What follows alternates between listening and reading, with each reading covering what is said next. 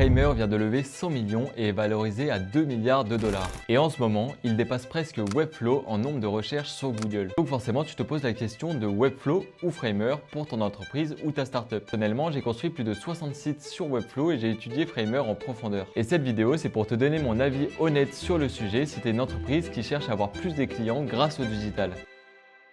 Et salut tout le monde, moi c'est Célien Boileau, je cofonde Winnoble avec Romain et Maël, mes deux associés. On est une agence qui accompagne les startups et les entreprises à avoir plus de leads grâce au digital. Et dans cette vidéo, je vais comparer en 5 critères Webflow et Framer. Voilà, j'essaie de sortir des comparaisons de ce style plusieurs fois par mois, donc n'hésite pas à mettre un commentaire avec ton avis honnête, ça va vraiment m'aider à m'améliorer pour les prochaines vidéos ou à t'abonner pour suivre l'aventure. Allez, c'est parti pour la comparaison, mais avant, un peu de contexte. Déjà, si tu sais pas c'est quoi Webflow ou Framer, c'est tous les deux des logiciels pour créer des sites, ce qu'on appelle des CMS. Il y en a des tonnes, tu dois peut-être connaître WordPress, Wix, PrestaShop, Shopify. Webflow et Framer font partie de la course. Pour te faire une présentation des deux très rapidement et pour s'assurer qu'on est sur la même longueur d'onde, Webflow c'est une entreprise qui a presque plus de 15 ans. Le couteau suisse du low-code, tu as un contrôle total sur le design, sur le code, mais aussi sur le référencement naturel. Et c'est vraiment un outil qui a mis son positionnement sur les startups. Framer, c'est un petit nouveau dans la course, mais c'est ultra propre visuellement. Il y a une prise en main très rapide et des animations qui sont ultra bien et très poussées en quelques clics seulement. On va dire qu'en ce moment, c'est l'outil préféré des designers en freelance ou des startups en early stage qui veulent tester très rapidement. Attention, cette vidéo n'est pas faite pour critiquer Framer ou Webflow, c'est vraiment pour t'aider à choisir le meilleur logiciel en fonction de tes objectifs business. Pour rappel, pour avoir des résultats avec un site, c'est pas l'outil qui va faire les résultats, c'est la personne qui crée le site. Le premier critère, c'est la vitesse de création et Framer gagne ce point haut la main face à Webflow. Pourquoi? Parce que Framer, les templates sont très modernes, l'outil est très simple à prendre en main et très intuitif, et si tu veux une landing page par exemple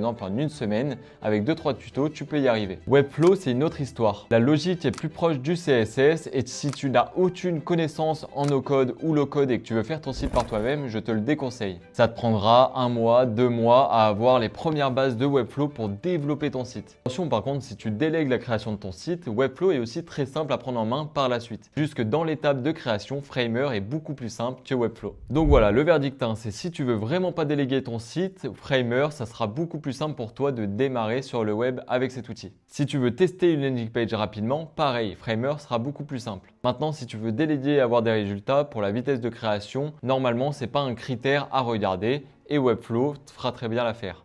Maintenant, le critère 2, c'est le référencement naturel et les performances. Pour rappel, le référencement naturel, c'est tout le trafic qui vient de Google, Bing, Yahoo, etc., de tous les moteurs de recherche traditionnels. Et là, Webflow gagne largement ce point. Et on a des données concrètes parce que sur 100 sites testés, Webflow charge en 2,1 secondes et Framer en 2,8 secondes. Et pour le LCP, Webflow est à 1,8 secondes et Framer à 2,3 secondes. Et là, tu vas sûrement te dire que ça équivaut juste à 0,5 secondes de différence. Sauf que Google va pénaliser ton référencement naturel si ton site est plus lent. Et ça se joue avec des dixièmes de microsecondes. Webflow est aussi beaucoup plus poussé en termes de référencement naturel. Il te donne un accès total. C'est très simple d'aller modifier le référencement naturel et faire des testings très rapides. Là où Framer, c'est un peu plus compliqué et moins mis en avant ce côté référencement naturel. Donc le verdict 2, si le référencement naturel est dans ta stratégie d'acquisition pour ta société, Webflow gagne largement ce point. Le critère 3, c'est les designs et l'animation et pour ce point, pour moi, c'est vraiment égalité. Pourquoi? Parce que oui, je suis d'accord, si tu veux un site beau visuellement avec des bonnes animations et que tu veux le faire toi-même, Framer va gagner ce point parce que c'est beaucoup plus simple et intuitif de prendre en main cet outil. Par contre, on va parler de la finalité de la chose. Les deux outils permettent de faire des sites ultra propres visuellement. Webflow et Framer sont connus pour l'intégration de design de haute qualité. Donc pour moi, la question c'est soit tu le fais toi-même et tu veux un site visuellement, tu peux utiliser Framer, soit tu le délègues et là c'est au choix du prestataire. Mais pour le design, je ne sais pas si tu es d'accord avec moi en commentaire, franchement tu peux faire des sites très beaux sur Webflow, sur Framer et ça s'équivaut énormément. Le quatrième point est pour moi le plus important pour une entreprise ou surtout pour une startup, c'est l'évolutivité du CMS et de ton site internet. Et là, Webflow va gagner largement ce point. Premièrement, c'est que le CMS est solide, ça fait presque 15 ans qu'il est en place, il y a des plugins où tu peux vraiment connecter plein de choses à ton site internet. L'aspect CMS pour gérer ton site, pour les landing pages, pour les pages réalisation, pour les pages blog, pour rajouter des langues sur ton site, etc. C'est beaucoup plus simple sur Webflow que sur Framer. Tu peux toucher ton site Webflow sans toucher une seule ligne de code et les intégrations sont multiples. HubSpot, tout est CRM, Pipedrive, etc. ou des choses pour faire du nurturing automatique. Tout est sur Webflow et très simple d'utilisation.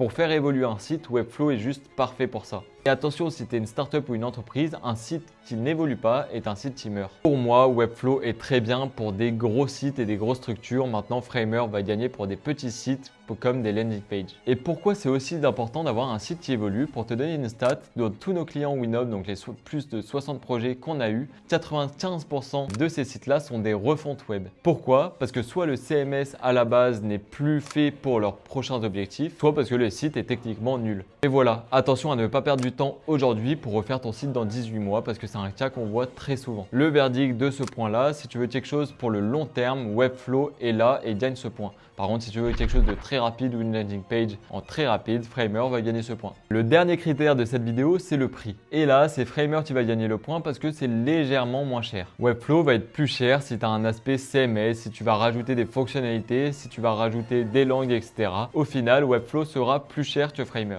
Voilà, après la différence se joue à des dizaines d'euros. Est-ce que si tu veux un site qui te génère vraiment des clients, est-ce que d'un site à 30 euros ou à 50 euros par mois, c'est une énorme différence pour toi? Mais voilà, le verdict, c'est quand même, si tu as un budget très serré au début et que tu veux encore une fois tester des choses toi-même, bah Framer va gagner ce point. Maintenant, si tu es dans une phase d'acquisition et de commercialisation à fond, Webflow ou Framer, ça peut faire l'affaire et le budget, c'est à peu près pareil, même si Webflow reste un petit peu plus cher. Donc pour conclure, la vitesse de création, c'est Framer. Le SEO et performance, c'est Webflow. Les designs et animations, pour moi, c'est à peu près la même chose. L'évolutivité, c'est Webflow. Et le prix, on va dire que c'est Framer qui gagne ce point. Voilà, pour finir, la question que j'entends le plus souvent, c'est pourquoi Perplexity est sur Framer? Pourquoi Miro est sur Framer? Parce que ce sont des boîtes avec des profils de design senior en interne et des budgets massifs. Mais voilà, pour moi, le vrai verdict de cette vidéo, c'est pas de critiquer Framer ou de critiquer Webflow. Voilà le vrai verdict de cette vidéo parce qu'on voit un peu toutes les boîtes. Par exemple, Perplexity est sur Framer, Discord est sur Webflow et en fait chaque startup va choisir un outil. Il faut vraiment choisir son outil en fonction de ses objectifs business et de ses compétences et aussi de ses ressources en interne. Par exemple, si tu as un designer senior en interne, Framer,